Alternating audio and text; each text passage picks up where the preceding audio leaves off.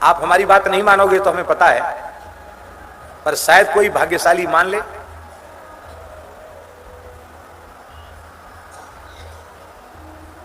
सात्विक व्यक्ति को, साधक व्यक्ति को चाय कॉफी नहीं पीनी चाहिए।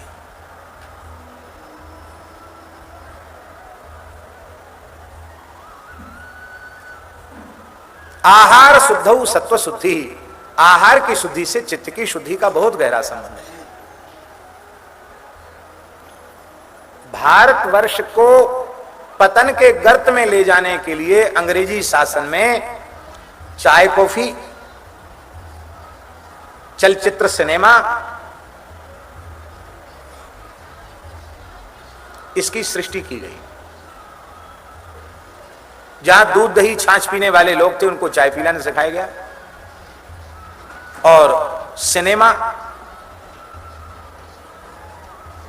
अंग्रेजों ने शुरू किया। अश्लील साहित्य, सिनेमा, ये सब उनकी देन है।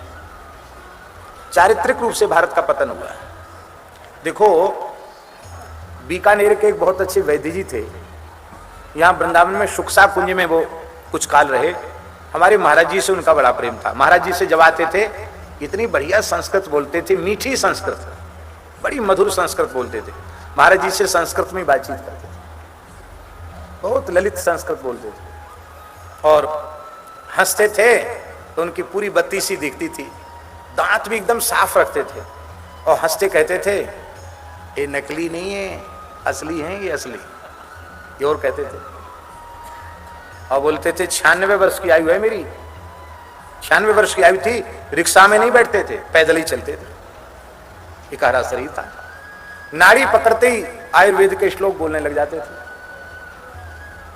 और रोगी ने अपनी तरफ से रोग बताया तो डांट देते थे, बोले तेरा इलाज नहीं करेंगे, हम वैद्य किस बात के हैं, हम नाड़ी देख के बताएंगे क्या कमी है। महाराज जी से बड़े प्रसन्न होते थे। महाराज जी से उनका खूब वार्तालाप हुआ करता था। तो उन्होंने एक बात कही, उन्होंने कहा कि मनुष्य, उसको स्वस्थ रहने के लिए, भारतीय मनुष्य को विशेष रूप से स्वस्थ रहने के लिए 3 चीजें जरूरी है। कोई भी मनुष्य स्वस्थ रहने के लिए भोजन, निद्रा और ब्रह्मचर्य, ये 3 ठीक रहें तो स्वस्थ रहेगा। तो बोले चाय जो है, वैद्य जी कहते थे सुक्सा कुंज वाले, चाय, बोले चाय सबसे पहले आमाशय को बहुत कमजोर कर देती, भूख कम हो जाती चाय पीने वालों की, उनकी पाचन शक्ति बहुत खराब हो जाती चाय पीने वालों की, पचता नहीं कुछ नहीं।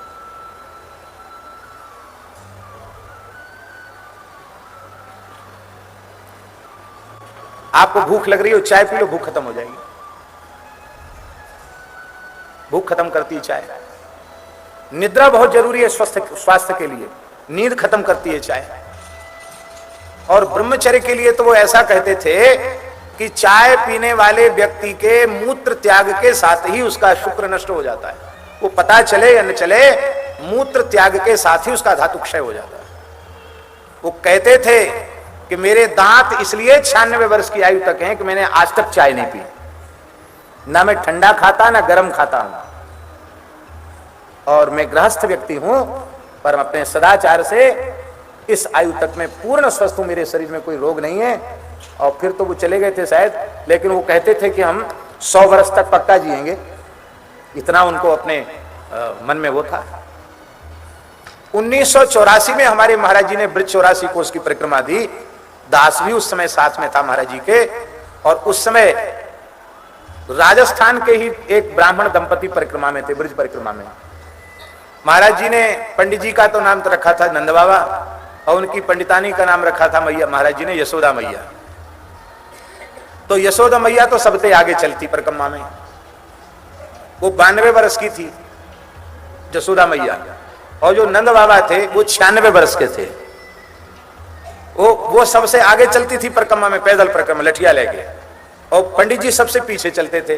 तो महाराज जी सत्संग में बोलते थे, भैया या ब्रज यात्रा में तो सब संतन को, ब्रजवासियों को नंद बाबा यशोदा मैया संपुट दे के चल रहे हैं परिक्रमा में, ऐसे महाराज जी बोलते। वो पंडित जी को भी हमने देखा, 2 पंडित जी भी कहते थे कि मैंने आज तक अंग्रेजी दवाई नहीं खाई, और मैंने आज तक चाय नहीं पी, इसलिए मैं स्वस्थ हूं। चाय भारतीय जलवायु के लिए चाय बिल्कुल उपयुक्त नहीं। बोले तब कॉफी ठीक है। कॉफी ऐसी है कि किसी व्यक्ति ने कहा हमने बीड़ी पीना छोड़ दिया, तो बीड़ी नहीं पीता वो, तब चिलम पीता है।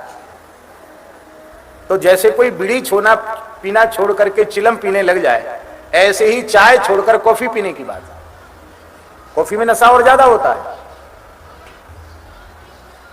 इसलिए नशे की कोई भी वस्तु वैष्णव मात्र को नहीं लेनी चाहिए।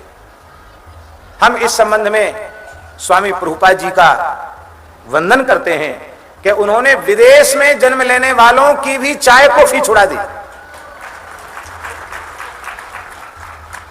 अमेरिकन यूरोपियन लोग थे, उनकी चाय कॉफी छुड़ा दी उन्होंने। प्याज लहसुन तो बहुत ऊंची चीज है।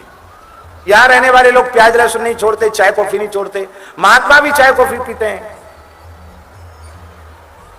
कहेंगे हम सदाचारी हैं। कहे कि सदाचारी हो भाई? कोई सिद्ध पुरुष पीते हो तो वे सिद्ध हैं, उनकी वह क्रिया हमारे लिए अनुकरणीय नहीं है, क्योंकि हम सिद्ध नहीं हैं, हम तो सामान्य जीव हैं। शास्त्र विरुद्ध व्यवहार किसी महापुरुष के जीवन में भी देखो तो निंदा तो उसकी बिल्कुल मत करो, पर शास्त्र के अनुकूल हो तो ही आचरण में अपनाओ, शास्त्र विरुद्ध हो तो न अपनाओ। जब आचार्य अपने छात्रों को उपदेश देता है तो वह भी यही कहता है, ये मेन वद्यानि ते त्वया चरितानि नेतराणि, ऐसा कुछ है ना। जो मेरे अनवद्य माने अनिंदित कर्म हैं उन्हीं का तुम अनुकरण करना। जो ऐसी कोई मेरे जीवन में कमियां हो, उन कमियों को तुम आदर्श मानकर अपने जीवन में अपनाना नहीं। तो जैसे आजकल चाय लोग देते, ऐसे ही पुराने समय में हमारे देश में मधुपर्क निवेदित किया जाता था। आपको मधुपर्क बनाने की विधि हम बता देते हैं। हो सके तो ताजा गाय का निकला हुआ धारोष्ण दूध, और धारोष्ण दूध न हो तो अच्छी प्रकार से ओटाया हुआ दूध हो। जितना दूध उतना ही दही, दही दूध समान मात्रा में, और उससे कुछ आधी मात्रा में शहद, और शहद से कुछ अत्यंत अल्प मात्रा में घृत। उसको फेंटकर बनाया हुआ जो शरबत है उसका नाम है मधुपर्क। थोड़ा सा घृत भी पड़ता है। वो इतनी बढ़िया चीज है कि चाहे जितना थका हुआ व्यक्ति हो, एक गिलास ठाकुर जी को भोग लगा के पीने को मधुपर्क मिल जाए, एकदम महाराज ताजगी आ जाएगी, फुर्ती आ जाएगी, स्फूर्ति आ जाएगी। लेकिन अब कहां दूध ही नहीं है, घी नहीं है दीपक जलाने के लिए, तो कहां से ऐसा होवे। इसलिए भैया मधुपर्क की बड़ी महिमा है। श्री गर्गाचार्य जी की स्तुति की।